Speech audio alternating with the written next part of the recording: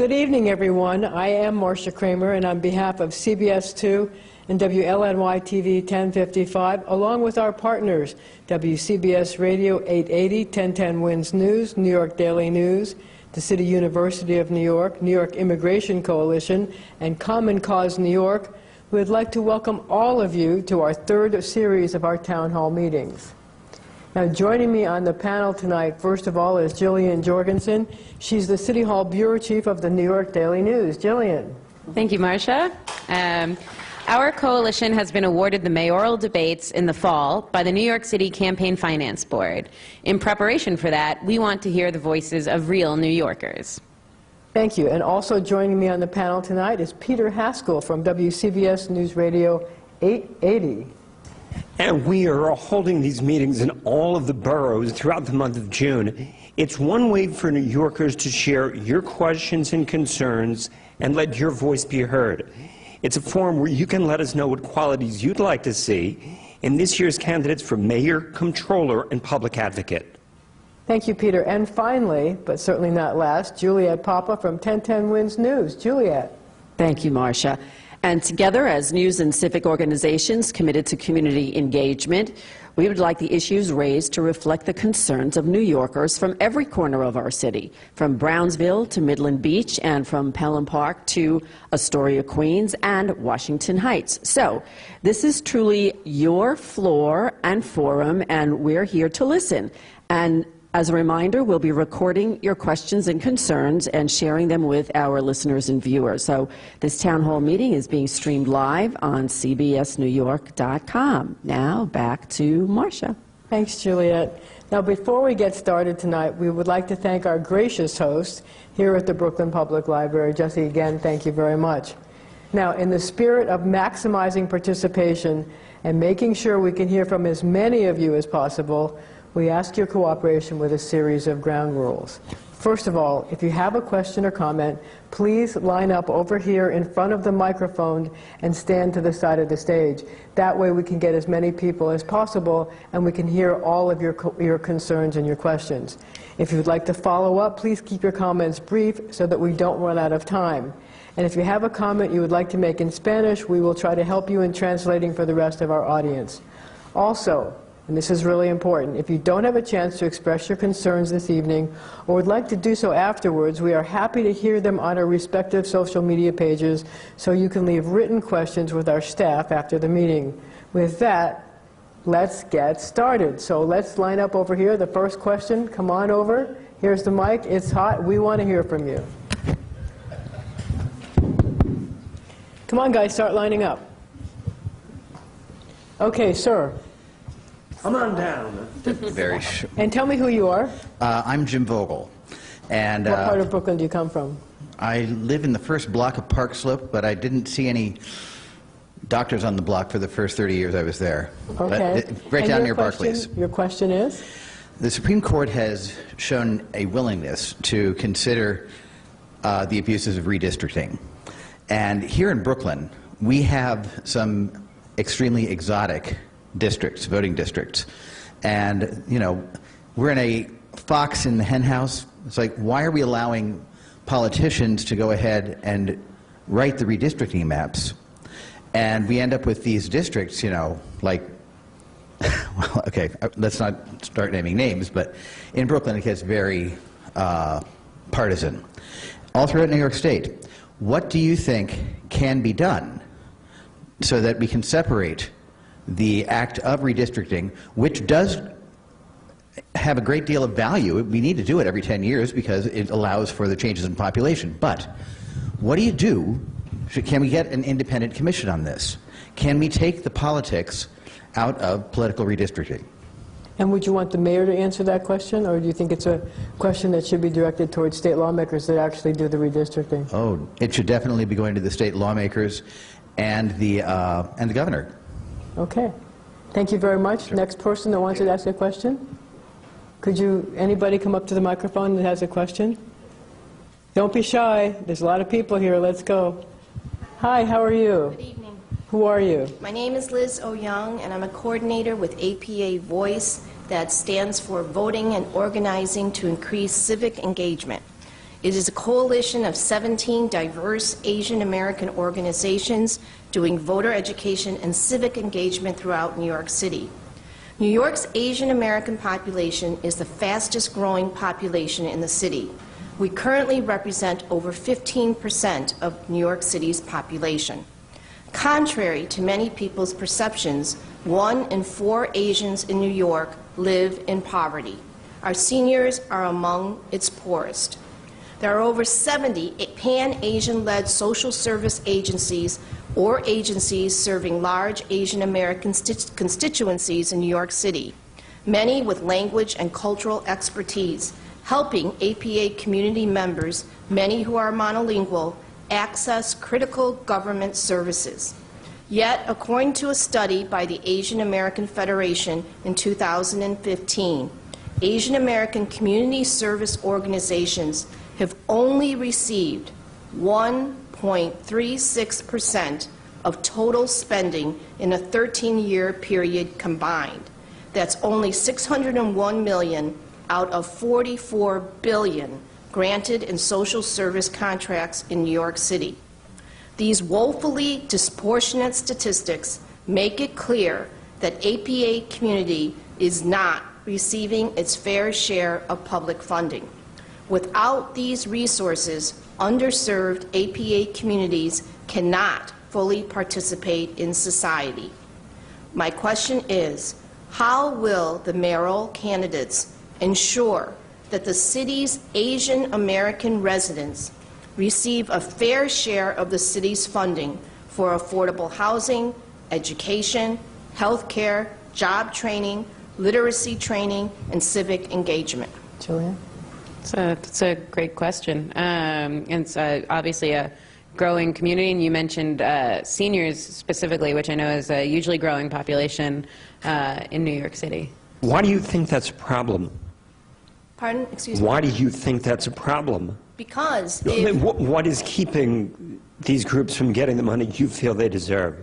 I think it's on the other side, the ones that are giving out the money and how that's being done.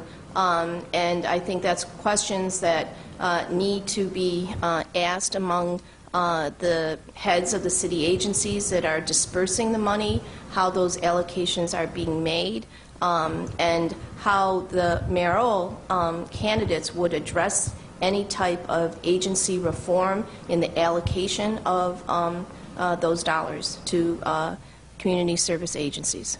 Thank you very much. The next person wants to ask a question. And can I ask you to start lining up over here? I think it'll help us get some more people, and more people can participate in our program. Hi. Hi. My name's Patty Tobin. I'm a Windsor Terrace resident. And I'm a voracious consumer of news, TV, print, etc.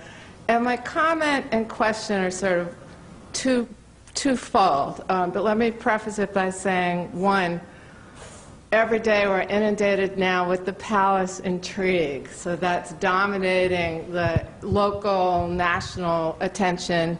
And what's happening is that some of the, let's just say, nefarious things that are happening aren't getting proper coverage. Let's take, for example, the Washington Post tally of rules and regulations that are being systematically rolled back. For example, federal contractors working for the government on contract, worker safety provisions have been overturned. Okay, so how does this relate to the debate about public issues and public policy and the election coming up? One, let's pay attention to how these rules and regulations are being implemented now. Two, let's see what's being whacked and what the ramifications are going to be for New York City residents, right? So what do you want to ask the mayor specifically?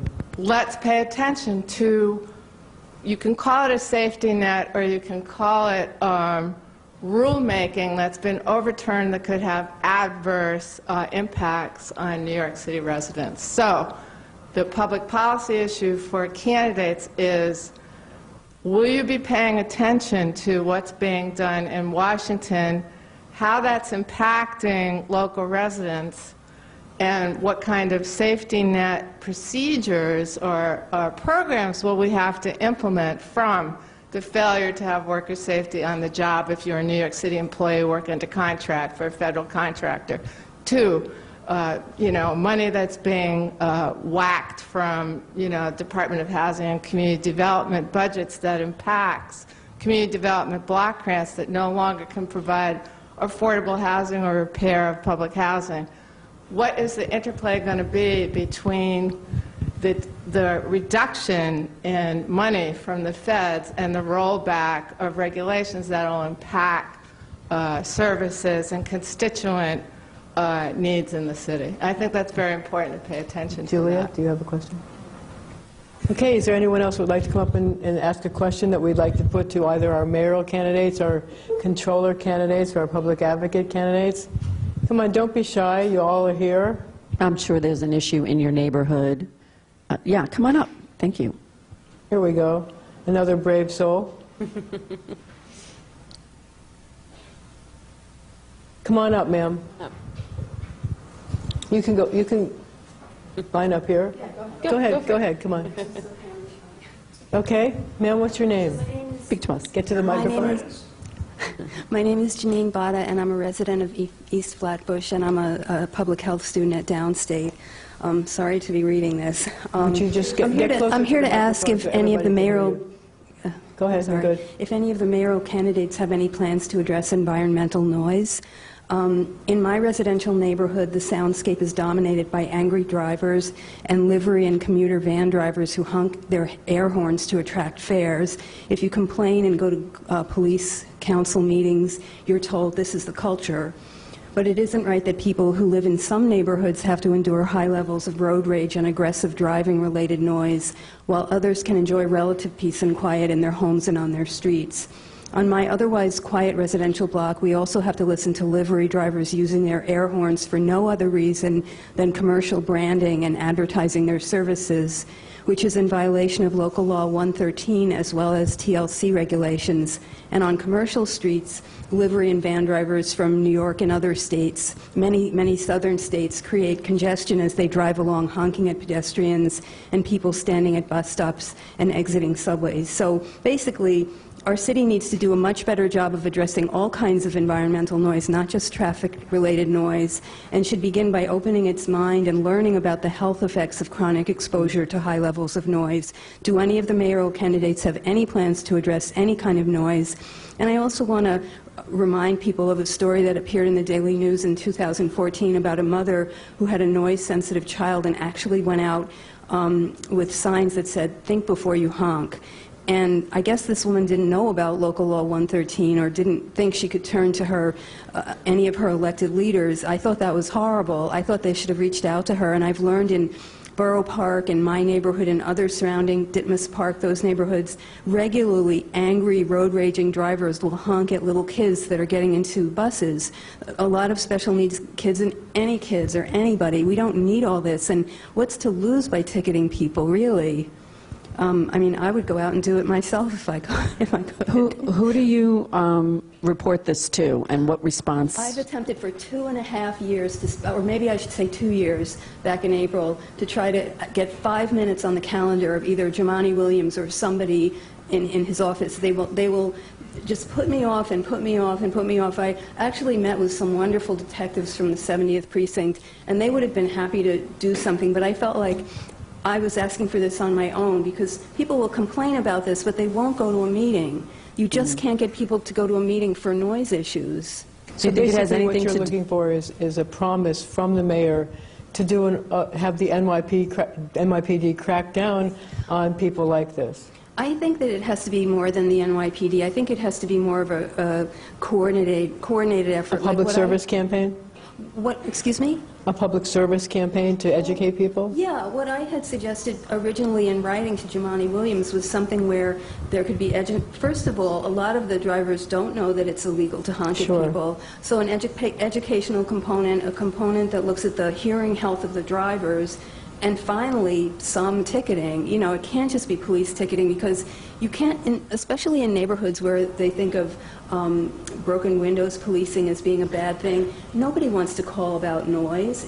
You're considered a bad person if you complain about noise in these neighborhoods. And they already have a very tenuous relationship with the police. So I think the police should only be maybe 1/3 of the effort. However, if it's the part of the police department that does deal with traffic, then maybe they should have more people on board, or maybe even have some civilian people working with them, coordinating with them, who care about noise. Those are good questions. Thank you so much. Thank you. Thank you, everyone. Thank you. Our next guest is approaching the microphone, and she's going to tell us who she is. Oh, yes. My name is Julieta Lewis. I have a two-part question. Okay. The first is about education. It's widely sold to the minorities, but yet after we obtain our degrees in our fields, it's hard for us to get employment in our field. I graduated 2 years ago with a bachelor's in social work. I applied in nursing homes with the city, and yet I still haven't found employment. My daughter have a master's degree in business, and she's depressed because she can't find anything. Why and where can we find employment in our fields? Because we did abide by 4 years of college and do the right thing, but nothing yet. So I have to be I work as a CNA right now, just to make ends meet. The second part is housing. I do agree that the neighborhood has been gentrified at a rapid pace. Why are fly-by-night landlords allowed to harass the elderly by ignoring their needs for repairs and heating and exuberant rent increase? And the other one is, why are landlords ignoring rent-stabilized apartment renters who can we turn to for solutions? I've harassed my landlord for 3 years to get me a new refrigerator, fix my floor, replace my windows, nothing. When I called 311, the lady who answered the phone lectured me instead. You know, why are you calling us? Talk to your landlord and whatever. So why are the agencies not helping tenants? That's really interesting. I think you touched on two of the biggest topics on people's minds in the city, which is their housing and their rent and their jobs. But I think at all of the meetings that we've had, some of the things that people have spoken the most about is housing and landlords and problems with landlords and rent. So I suspect that will certainly be a big part of the questions that we'll have for the candidates at the debates. How big a problem do you think gentrification is in the neighborhoods? It's very big, because most long-term tenants are bought out for a little bit of money, $15,000. The next 6 months, they're on the streets. You know, the landlord would not fix the apartment while you're living there. You can be there for 20 years. They won't fix anything. The moment you move out, the entire apartment gets renovated, and the rent goes up from probably $900 to $1,800, or sometimes $2,000. You know, and I think no one is keeping abreast with these landlords to keep the rent at a minimum, because the apartment itself does not even need to be $1,800. And the new tenants, they're not aware of the last rent. Yeah, it's interesting what you said, because part of your question really is a customer service issue. I mean, part of it is the gentrification, which is kind of the big picture, but the small bore is you have an issue that you're calling to get addressed, and you're not getting satisfaction, which is a problem. Yeah, it is. What do you think the city should be doing to directly address your needs for your windows or your landlord? I think the city should know who these landlords are, because what they do, they change the name of the management, but they are the same people. The same people, because I'm experiencing it right now. You know, I have a new management as of February this year, only to find out that he was the same manager of the previous management. You know, so they just changed names, hand over the problem, and pretend as if though like they're new to it. You know, the city should crack down on them because there's a lot of abuse going on in the neighborhoods when it comes to long-term tenants. I knew of two elderly, they're in their 70s, they can't make the $1,200 rent, so what they do, they don't repair the floors, they don't give them heat in the winter, and they keep threatening them that even if they're $20 short, they're threatening them with eviction. And these people need to be protected. You know, they need to be protected. I would like to work in social services because my bachelor's degree is in social work, but I can't, I could only help them maneuver the system, but I can't fully represent them. Thank you very much. But something needs to be done. Thank you for sharing that with us. And as our next person comes to the microphone, I'd like to point out to our camera person that she wants to ask a question without being on camera. So the camera is going to shoot us, and if you could just tell us your question. Oh, hello. It's one pertaining to hurricane preparedness. I live by Coney Island and Seagate. So there are two sides of Seagate. There's the bay side and the ocean side. So recently, just last year, they finished a multi-million-dollar project, building some groins and filling in some sand. So what they technically did, they dredged one part to fill in the other part. So this past winter, the water came up to people's backyards on one side. So that whole project cost a lot of money. I'm not sure how much it helps the other side. I'm sure it does, but it really ruins the other side. So what does the mayor think of, like a bigger solution that would help more of people living by the coast, on the coast? Because I think we got flooded up until like Avenue Z, like most of Ocean Parkway. I think the Coney Island Hospital, so many places got flooded. And if you live in Seagate, there were no street lights like for well, maybe not 6, I don't remember exactly, maybe 3 months for sure. The police brought in their, generated lights for the streets and things like that. And this was after Hurricane Sandy. After Sandy, so Yeah. they were doing these repairs, and now it's more flooded than it ever had been? Yeah, on one side, yeah, for sure. And there are some houses don't have, so they don't have any sand anymore, and they don't have a bulkhead either. So as a homeowner, you can't just build one bulkhead for you. You have to have all your neighbors do it in one big line. So I just feel the money they spent just to fill in some sand on one side, which might help for a small, maybe like a nor'easter or a relatively like Category 1 or a tropical storm. But if there's another Hurricane Sandy, I feel whatever they did won't really help, because I went along the whole shore and the water was really close, even where they did fill in the sand.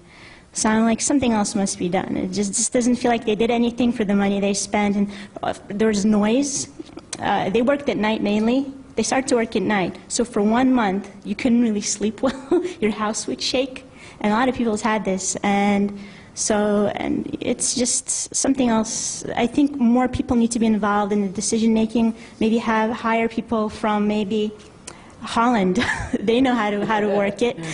Because the Army Corps of Engineers, once they do something, you can't really do much with that. I mean, there are places that they've worked on somewhere in the USA where a project made farmers' lands fill in and flood, and they're fighting that. So I think it's a serious issue. More of an oversight even to the job that was done, and, or inspection? It just feels they really poo-pooed one side, made the other side a little bit better, and here, this is what we did. We can't do much about it. Are you a homeowner? I'm curious. No, I'm not personally a homeowner, but I have many friends and family who live there on the coast. My whole family is from Sheepshead Bay and Coney Island and Seagate. Yeah, no, I only ask because I know for a lot of people the flood insurance rates are a huge concern, and that's part of why they're looking for. Yeah, I'd have to ask my parents about that. Yeah. I'm not sure how much they're paying because I'm not a homeowner. That's okay. But I think it's an important issue. Thank you. Yeah. And then people say, oh, Seagate, it's not like California where I have rich people living on the ocean. Most of the poor people live by the coast here, so it's not an issue. Oh, we don't need to help these people. But why make it worse than it was before? That was my whole issue. They made it a lot worse. It's like 10 times as close as it was before. And one person is like, I saw her standing outside on the balcony just watching the water. It wasn't dangerous because it was just pooling, but I'm like, do people really need this? They don't need it. It was a regular winter storm. So imagine what would happen if Hurricane Sandy hit. I mean, nothing probably would help, but you don't want to have that in your mind every winter. You don't want to run for like a tropical storm or other things. So just help with those little things, maybe, and that Hurricane Sandy is just a whole different monster. Well, thank you very much. Thank you. As the next person, I know he's been waiting patiently, makes his way to the microphone, I'd like to share with you two questions from our social media partners. Nikki McCallum via Facebook says, who is going to clean up Build It Back? Homeowners who are out of their homes while the program is paying their rent and their homes sit untouched. I keep asking and no answer. Whom should I contact to get us back in our homes? And then we have another social media question, this one from Sandra Pabon. Tell the mayor to really work this time around. That's the question. Now, sir, I'll make sure to tell him.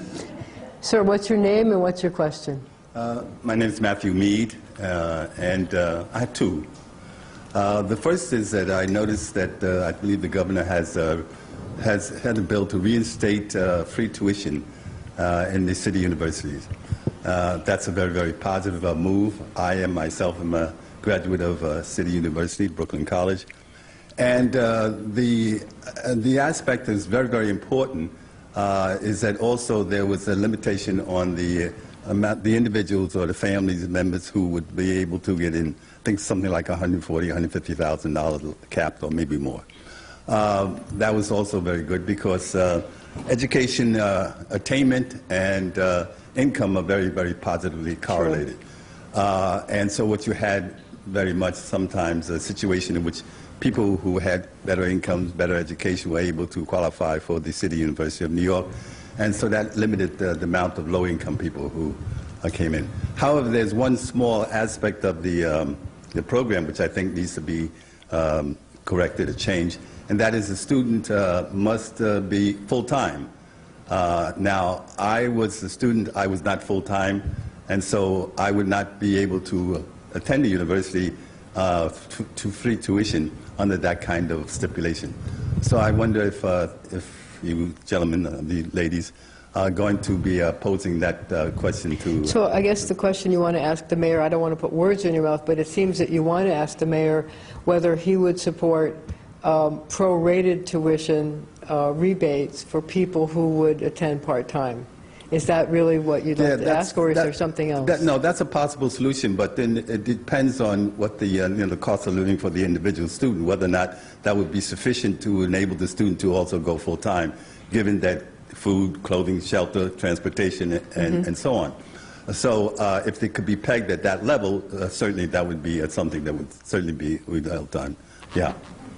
And you had another question? My other one is that the Rikers Island is scheduled to be closed, and I initially thought that that was going to be something which was going to be done in terms of correcting law, which meant that individuals who had not been convicted of anything had been detained because of, I forget the Constitution of what's kind of know it's number 9 or 5, meant that it had to make bail. And of course, that's a very, very large burden on poor people who cannot make bail, sometimes $50 or even maybe less. And I think that should be cited out. I think the bail provision should be enforced. There was a Judge Bruce Wright who was very, very famous in noting that individuals who are members of the community had, certainly if they couldn't make bail of $50, they're not going to go to Europe to escape, you know, some kind of crime, a petty crime in those instances. So I think that it becomes a kind of a farce to say that we're going to close Rikers Island and, in a sense, make it available for air transportation, and then open up, you know, the commensurate amount of, you know, borough, you know, entities in other boroughs to, and not change the law at all. And I think that really is, that's very deceitful, and that should be looked into. Would you like to see more alternative to bail type programs? There's been a lot of talk about supervised release or things where, you know, instead of being held on Rikers Island on money bail, people could, you know, just have to sometimes not necessarily wear an ankle bracelet or something like that, but just have to check in, with someone from the court once a week and then just show up to their court date. Yeah, I think that bail should not be a part of the trial arrangement. I mean, the Constitution says bail should not be unreasonable and not should be used in any kind of punitive fashion. And I think what happens is that you have poor people paying for city projects and so on, and that's just utterly ridiculous and should not be done. And I think that no, this should just be, people should be, especially having committed or having been indicted to, or claimed to have committed some, non-violent crime, then they should be let to go back on their own recognizance, and that part of the Constitution should be fully in effect and not have situations where we're using poor people to fund, all kinds of programs, and that's just ridiculous. Okay, thank you. Thank you. Thank you very much. So, is there anybody else who'd like to come up and ask a question? There's a whole audience full of people here. I see some of you clutching cards in your hands. Don't be shy. We really want to hear what you have to say. Sir.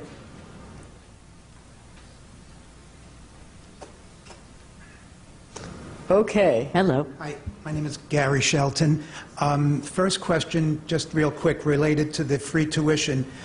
What really upset me was that when the governor came out and talked about the program, which sounded great, there weren't really a lot of details. And I guess politics probably is part of that. You don't give too much information. You just say something special like free tuition. But the bottom line is it's not totally free, and it comes with a lot of strings. Sorry? Strings. Strings, which is okay if the people who will benefit will know, rather than go to their parents and say, "Mom, Dad, no problem, we're good now." So that's very sad. I find it deceitful that it wasn't made more clear until much, much later on. So that number two is, I was listening to a radio program today, and there were two gentlemen from the Legal Aid Society, two attorneys, and I think the program, it has to do with, I think they used the word blindfold, where New York State is one of only a handful of states across the country that has this system whereby one thing is a person could be sent to Rikers on a very minor offense, and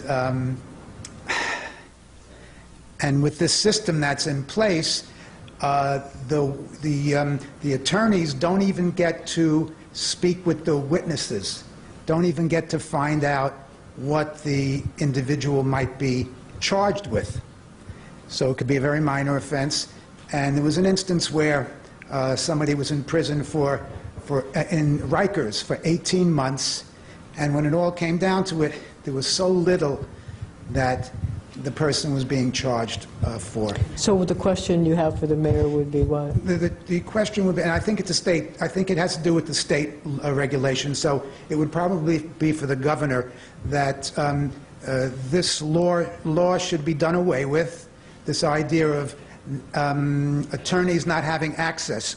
I believe it would be the defense attorneys. They would not have access to the witnesses until it's probably too late. So I think it's called blindfold, and at least be more fair in the system. Why other states have it, and they were told, these attorneys for legal aid were told, everybody who comes in to talk with them says, we're happy. We get as much possible defense for our client. Whereas the system in New York is, there's not enough defense for those people who are being accused, especially if they're accused of minor issues, whether or not they're guilty, I don't know. But I think the word blindfold has to do with this law. Thanks a lot. Thank you. Thank you all very much. I know that there are more people with questions because I can see your cards. Come on up. Here comes another brave soul. But while she's coming to the microphone, I have a few questions from our Facebook participants.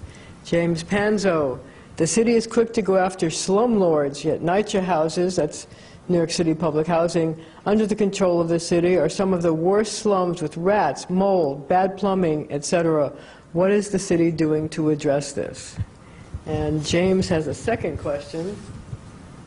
Why don't they arrest the slumlord in charge of the way they do with private housing? And last but not least, Ethan Andrews, also from Facebook. The higher the rent, the higher the taxes for the greedy politicians. And we have another question from David Wolf. What's happening with the rent freeze? The landlord put more rent on us, and they tell us the landlords are slow to. The landlord should slow down on raising the rent. I think that's something everybody here wants to talk about, having landlords reducing the rent. Next, this woman right here would like to come up and tell us your name and what's your question. I'm Karen Yao. I work at an immigrants' rights advocacy organization. I actually oversee the membership program there, and our organization has close to 200 members and partners. Wow. So we are here to ask questions of the mayor, of course, in New York City. Many of the issues are very similar, really all over New York State, and probably one of the largest right now with the heightened immigration enforcement is the lack of sophisticated legal services for immigrant communities. When I say sophisticated legal services, many immigrants will need legal services. But those that are the hardest to represent are going to be those who have criminal history and criminal conviction. And of course, how a conviction is defined under immigration law has nothing to do with how the criminal law would define a conviction. Those are going to be the hardest to find lawyers. You may be able to get a lawyer who, like me, who wasn't trained in immigration law to take a fairly simple cases under the supervision of someone who's an experienced immigration lawyer. But those who represent immigrants who have had that kind of history are going to be far and few in between. And they're going to have a lot of experience to do it. And yet the mayor, in an unprecedented way, has, budgeted several millions of dollars for legal services, and yet has taken the position that you should not serve any of those community members. So what you're saying is you think the city needs to ramp up more of its legal defender service and specify immigrant needs? What I'm saying is that the city is actually already ramping up. Okay. And we're very grateful for that. I think the mayor has been at the forefront in doing that.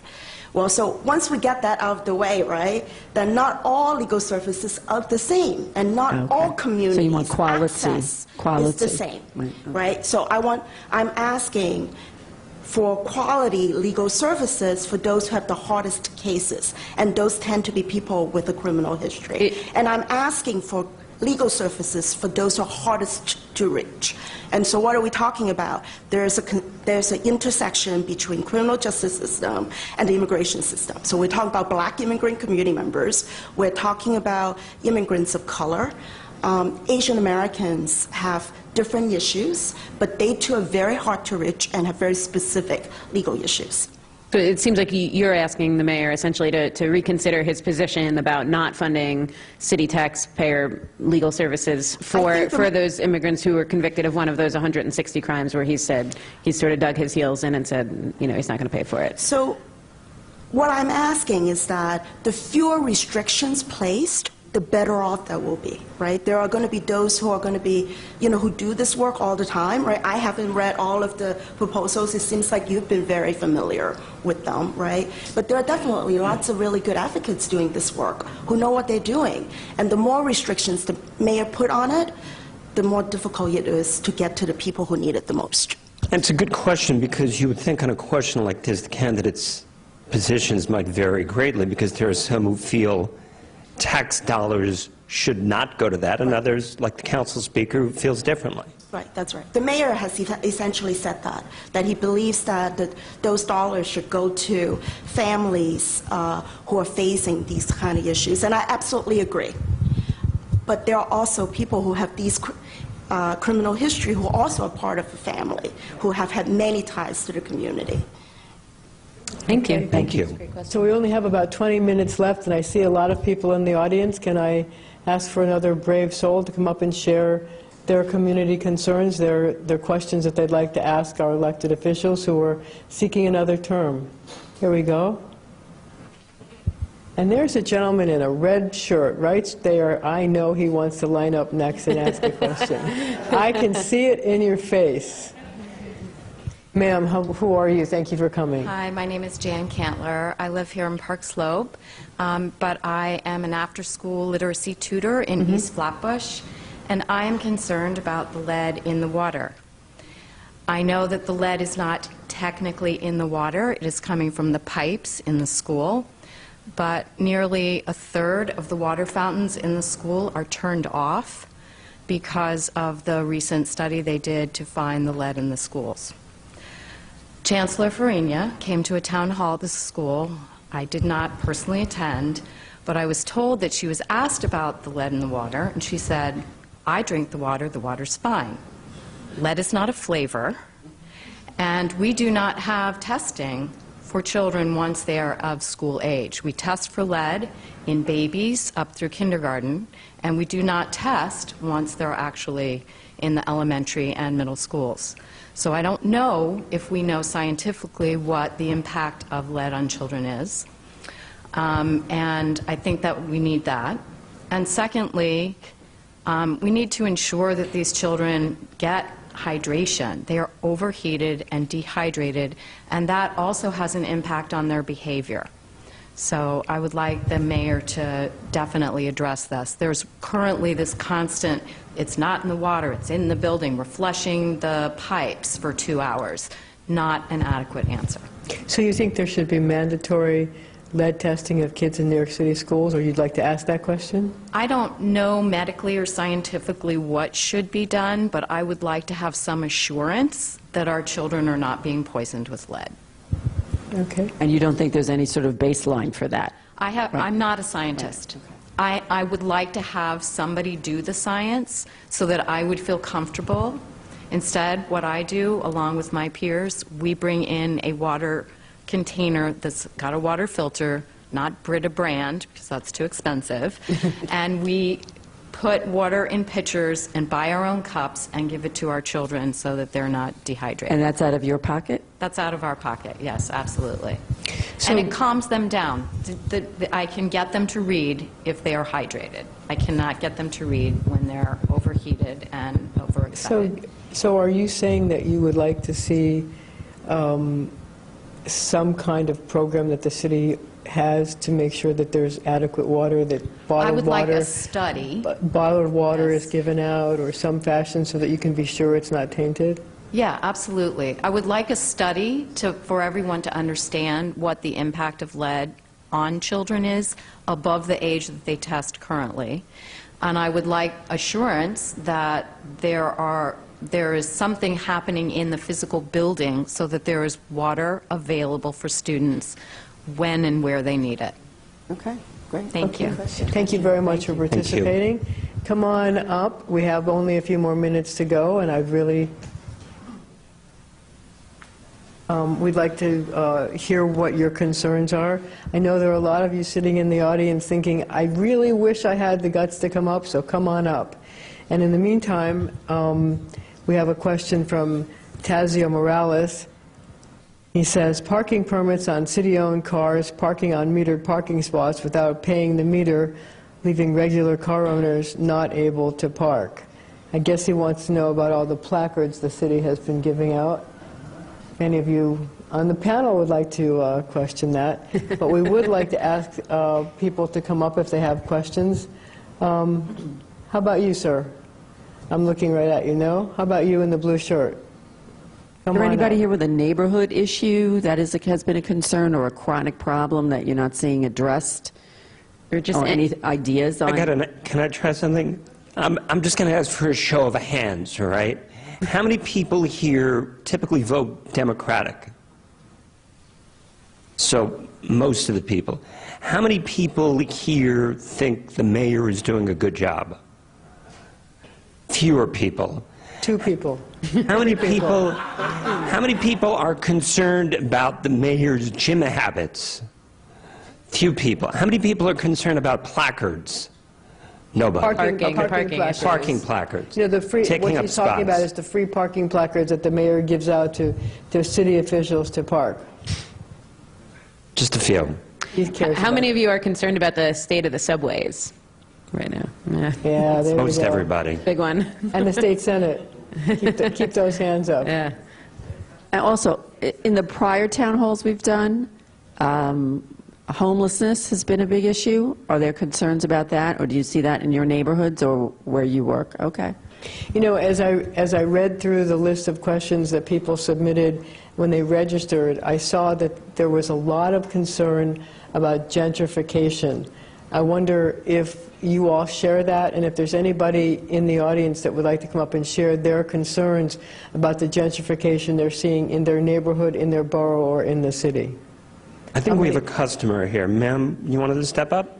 I know this. This is more than just a customer. Yes, this but is, I just excuse wanted- me, Yes, I this just want is to... one of our co-sponsors. Right, but I want to speak just as a citizen, not as an organization about Susan a neighborhood Lerner issue.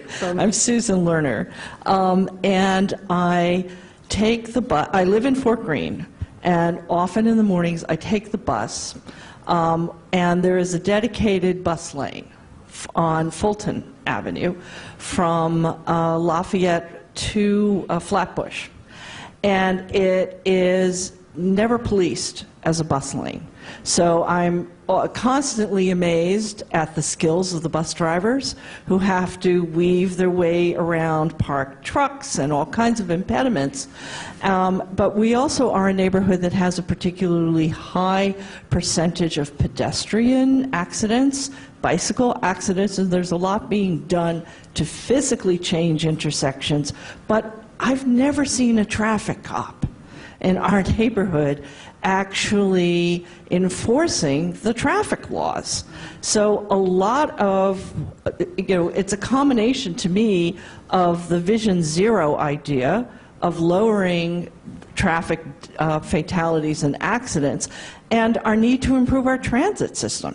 Right? The whole point of having the bus lane is to have the buses go more quickly and move more people efficiently. Well, as we're seeing the subways really in a desperate situation, we're not seeing the city, which has control over traffic, doing enough to improve the movement of the buses. So the bus lane's there, but it's not functioning as a bus lane. So are you asking for the mayor to come up with a congestion plan that would deal with all manner of traffic, not only buses, but all, cars, trucks, et cetera, to move the traffic along? That's the ideal, but I'm asking actually that rather than that there What are they be- doing on the bus lanes? What are they doing with the bus lanes, and what are they doing with the enforcement of traffic laws, not just changing the physical movement of traffic, but actually having police occasionally so that we're actually seeing people obey these laws and we get the benefit of what is designed. So you're looking really for a traffic management, like a proactive plan, and that there's like changes of behavior so people respect or more respect the lane. Exactly. Fewer people running red lights, more people respecting the bus lanes, and therefore a decrease in fatalities, but also a better flow of traffic. And it's interesting because in one of the other forums we did, someone talked about a similar issue with bike lanes. So it's great to have a bike lane, and it's great to have a bus lane, but if they're blocked and they can't be used efficiently, what's the good of it? Right. So should more tickets be given out? Absolutely. But do you think that tickets really do the job, or is it necessary to have more proactive managed people in there? I think it's a combination. Okay, I think that the the large trucks that we see in the bus lanes that are making their deliveries at 9:30 when the lane is supposed to be clear from 7 to 10 know that they could park around the street, around the corner. Okay, and yes, I understand they have to wheel the stuff. They're going to have to wheel the stuff anyway. But since they know that nobody's going to make them move, they're going to park right in front in the bus lane, and there are no consequences to it. if occasionally they were ticketed, it goes through the community, and people know, and you know, on this place in Fulton, you can't get away with it. I got stuck with a $150 ticket. My boss is mad at me, and I'm going to have to park around the corner and wheel the stuff. So it has a deterrent effect. And that's right. I think it has a deterrent effect, and right now we have none. Do you think, do you think that cameras are effective? Because I know they've used bus lane cameras, or do you think the actual presence of an officer is an important aspect? You know, I haven't seen the bus lane camera, so I don't know if they're actually ticketing people for this. All I know is that in the situation that I'm familiar with in Fort Greene, there is nothing happening other than people parking and bus drivers testing their skill on an almost daily basis. Thank you. And the city could probably use the money. This is Susan Lerner of Common Cause, and she has been waging an amazingly intense fight to try to liberalize the way people can vote. And I think that she would like to talk a little bit about that, because you have been really trying to change the way people vote in New York and make sure that more people can express themselves. Right. We basically are trying to remove the barriers to voting in New York, to be sure that all eligible New Yorkers have clear access to the ballot and understand that they have the freedom to exercise their responsibility as citizens, and that our elected officials want them to exercise their responsibilities as citizens and encourage them to do that. So we've been advocating for early voting to make it convenient for families and working people to be able to get to the ballot. Why should the government decide that you can only vote on one day instead of giving us as voters choice? We've been advocating for e-poll books so that we're not dependent on the alphabetizing skill of the poll workers. And if you're in the wrong polling place, then the book will tell, the electronic book will tell you where the right place is, and you don't have to go to 2 or 3 different places. And automatic voter registration is something we know for sure will increase not only the number of people on the voter rolls, but the people who actually turn out and vote. So it was particularly galling this morning to hear the governor say that, well, nobody was talking about election reform in the closed-door meetings. Well, our response is all of us were talking about election reform. The press, the newspapers were doing their job, and if the leaders didn't bring it up, then Governor Cuomo, why didn't you? So we're not going away. And we're looking forward to educating more of the public to the need to remove barriers to voting and encouraging more people to exercise their rights as citizens. Thank you, Marcia, for bringing that up. Thank you. Thank you. And we have another questioner right here. My friend in the red T-shirt. Tell me your name. David. David, what's your question? So to follow up on Susan's comments, yeah, the state did not get it done on voting. The governor, Mike Flanagan, John Flanagan. John Flanagan. Yeah. John Flanagan, yeah. Pretty disappointing. So what happened. Given that, what can the mayor do to push the state on this issue? Because we see with our federal government, you know, governors, mayors are pushing back when the president doesn't cover a certain issue or moves us backwards. I understand that traditionally, yeah, it's all under, you know, voting laws are under state control. But are there things the mayor can do, given that there's been no progress from the state to sort of, yeah. So you'd like to ask the mayoral candidates what they will promise to do to try to change voting so that more people can actually exercise their right to vote? Yes. Okay. Thank you for coming up and sharing that with us. We only have a few more minutes left. Is there anybody else who would like to brave the spotlight and come up and share their thoughts? And while you're thinking about it, we have 2 more questions from our social media partners. This one from Twitter, Hussein Umarov says, gentrification is a good thing. He wants to ask the mayor about that. And we also have one from Ethan Andrews. How come it is that the good citizens of New York are still paying for bridges at staggering and exorbitant costs that have long been paid for? So he wants to know, if we've already paid for the cost of the bridge, why are we still tolling them? How many of you out there would like to ask that question of the mayor? Yeah, spattering of hands. Anyone else that would like to come up and talk? No, this is going once, going twice, going 3 times, 4 times. Oh, we have another brave person. Yeah. Yay. Okay. Tell us your name and what you'd like to ask. Okay, so my name is Michael Brigando. I come from the Sheepshead Bay area. It's just, from what I've seen, kind of being a problem this hour, actually, I should say. Just what could we do just to get more people involved, like just in the city, like just, yeah, it's involved in government, involved in running for office?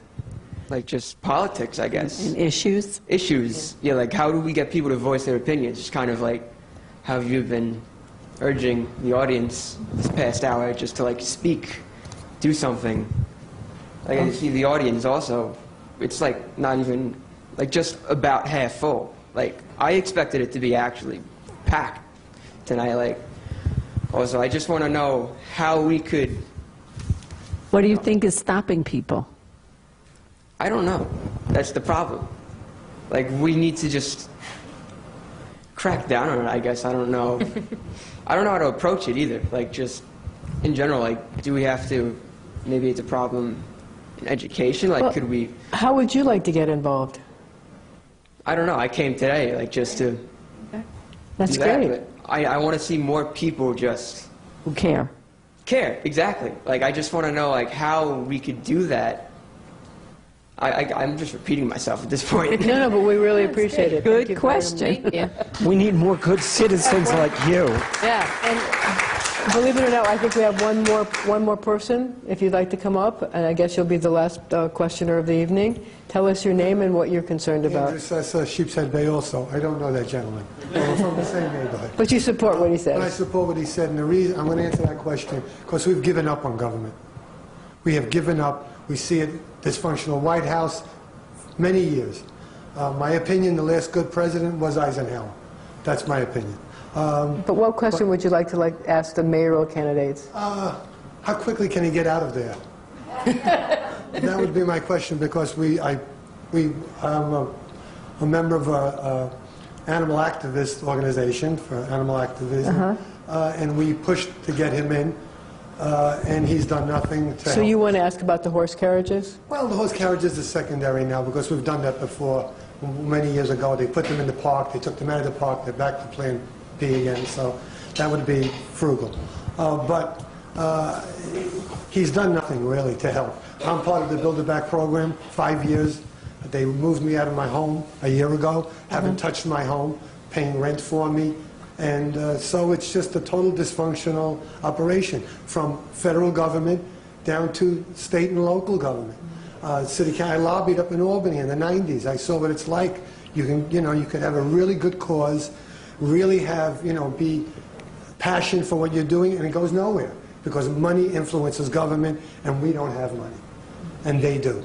And Citizens United has changed everything. And if people don't believe that, that would be the key thing right now. Reverse Citizens United. Give the people back the power. Thank you. Okay, well, thank you very much. We want to thank all of you for attending, as well as thank our viewers watching live on Facebook and following us on Twitter. Our next town hall meeting will be on Wednesday, June 28th in Manhattan at the Schomburg Center. That's located at 515 Malcolm X Boulevard, and again, that's from 7 to 8 o'clock at night. Now, if you want to participate in one of those town halls, you can register on our website at cbsnewyork.com. If you're unable to attend, join us live on Facebook and on Twitter, and continue to share with us your questions and comments on our social media platforms. I'd like to add that staying up to date with voting and elections, if you would like to receive election alerts on your phone, text New York City Votes, that's NYC Votes, to 917-979-6377. That's NYC Votes, 917-979-6377. Now, also, many of you have or will have really good stories that we might want to do on CBS 2. If you have a story, maybe even some video, remember, we are TV. Please contact our newsroom on Facebook at cbsnewyork.com and tell us what you'd like to share with us, and we'll try to get it on TV. Again, I would like to thank you all for attending, and have a wonderful night. Thank you. Thank you. Thank you.